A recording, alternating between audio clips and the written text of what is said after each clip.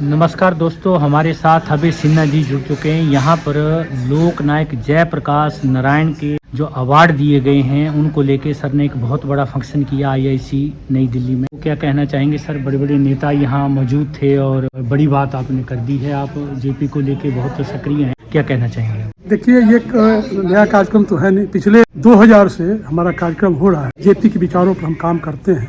जयप्रकाश नारायण ने जिन बुनियादी मूल्यों के लिए संघर्ष किया था, संपूर्ण क्रांति के लिए अपना समय पूरा जीवन दान दिया, और उनके विचार को लेकर हम चल रहे हैं। और मेरी कोशिश रहती है कि हर साल कुछ लोगों को, नौजवानों को जोड़ें, उनको जेपी के बताए रास्ते पर मार्गदर्शन करने की उनको तैयार करें, ऐसा। और ये जो आज का कार्यक्रम था, क्योंकि जेपी की जयंती समारोह हम लोगों ने 11 अक्टूबर को मनाई थी जेपी स्मृति पार्क बहादुर शाह जफर मार्ग में, जिसमें देश के पूर्व केंद्रीय मंत्री हैं श्री मनोहर लाल खट्टर साहब चीफ गेस्ट थे। उसके अलावा बहुत सारे लोग थे, गेस्ट थे।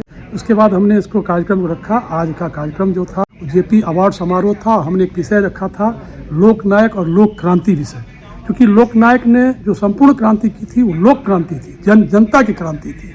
वो जनता की बात करते थे, हमेशा लोक शक्ति की बात करते थे। जब भी जेपी के पास कोई जाता था तो वो बोलता था कि इस तरह की बातें हैं कि समाज में जो घटनाएं घट रही हैं, जब समाज में जो विषमता है, अनाचार है, अत्याचार है, उसको कैसे रोकेंगे। तो वो हमेशा कहते थे कि जो लोक शक्ति की जगह लोक शक्ति इकट्ठा करेंगे तभी कोई काम आपका हो सकता है। क्योंकि जीवन में पारदर्शिता में, ईमानदारी से जीवन मूल्यों के लिए, जीवन जीने के लिए जो साधन होते हैं वो सच होना चाहिए। और जयप्रकाश जी ने यही रास्ता सिखाया है। उन्होंने कहा था कि सच कहना अगर बगावत है तो समझो हम भी बागी हैं। और जहाँ जहाँ जेपी ने युवाओं कहा था, जहाँ जहाँ जुल्मों का गोल बोल जवाना हल्ला बोल। उन्हें कहा था कि असफलता और सफलता मेरे लिए कुछ मायने नहीं रखता, जीवन और सफलताओं से भरा है। सफलताएं जब कभी आई निकट, मैंने दूर ठेला निज मार्ग से। सफलता और विफलता की परिभाषाएं भिन्न मेरी, वर्षों पूछे इतिहास से क्या नहीं बन सकता मैं प्रधानमंत्री क्या। कि मेरे कुछ पथ अलग थे, पथ त्याग के, पथ सेवा के, पथ संघर्ष के, पथ संपूर्ण क्रांति के, और जग जिन्हें कहता विफलता थी सोच के। तो उसी धारा पर हम आज चल रहे हैं। जो जयप्रकाश जी के जो मिल थे, जो उनके विचार थे, उनको पूरे देश में फैलाने की आवश्यकता है।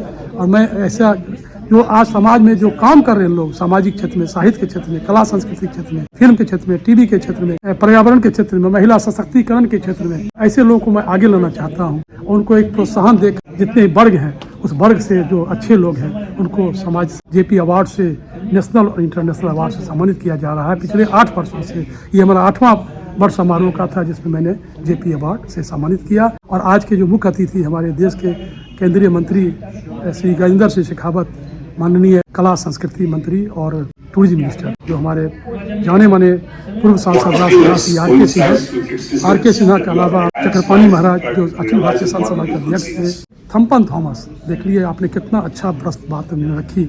और वो सोशलिस्ट विचारक हैं, अखिल भारतीय जो सोशलिस्ट पार्टी ऑफ इंडिया उसके नेशनल प्रेसिडेंट भी हैं, देश के एक जाने माने समाजवादी सोशलिस्ट थिंकर हैं। और उन्हें अपनी बात किस तरह से रखी। और मेरी कोशिश रहती है सबों को जोड़ने की, क्योंकि हमारे यहाँ ये महत्ता है। क्योंकि मैं इसमें समझता हूँ कि यहाँ पर जो देश की जो साझी संस्कृति है, उस विरासत को कायम रखना है। हमारे देश की जो संस्कृति सर्वधर्म की रही है, सर्वधर्म की इज्जत हम लोग करें, उसका सम्मान करें। दुनिया में अपनी अलग पहचान रही है। तो इसलिए हम आज का जो कार्यक्रम हुआ, मुझे खुशी है, मुझे गौरव है। जो देश के ममता कालिया जो साहित्य की बड़े नाम हैं, आपके डॉक्टर बुद्धिनाथ मिश्रा जी, तो आप देखे आए थे चल के। सामाजिक क्षेत्र में विमल प्रसाद जैन पद्मश्री जो आंदोलन जो उन्होंने किया, जेपी आंदोलन के नेता भी रहे, और उन्होंने स्वास्थ्य के क्षेत्र में बड़ा काम, अद्भुत क्रांति किया है। ऐसे लोग हमने सम्मानित किया, करने का काम किया है। जो मीडिया में थे, श्री संदीप चौधरी एबीपी न्यूज़ के कंसल्टिंग एडिटर हैं, एंकर हैं और एमिनेंट जर्नलिस्ट हैं, वो भी हमारे आए थे और उनको भी अवार्ड दिया गया। कि अब अगला कार्यक्रम जो होगा जेपी अवार्ड का, वो हम जून में तय करेंगे, ताकि बहुत काफ़ी दिक्कतें होती है अंतिम समय में अवार्ड को फाइनल करने के लिए। तो हमारी कोशिश होगी कि इसको हम जून जुलाई में करके और अगस्त तक इसका जो रख के उसको 11 अक्टूबर में, जो पिछले बार हो रहा है कई सालों से, 11 अक्टूबर को ये अवार्ड फंक्शन रखेंगे। तो बहुत अच्छी बात है ये। बहुत बहुत धन्यवाद sir, thank you very much.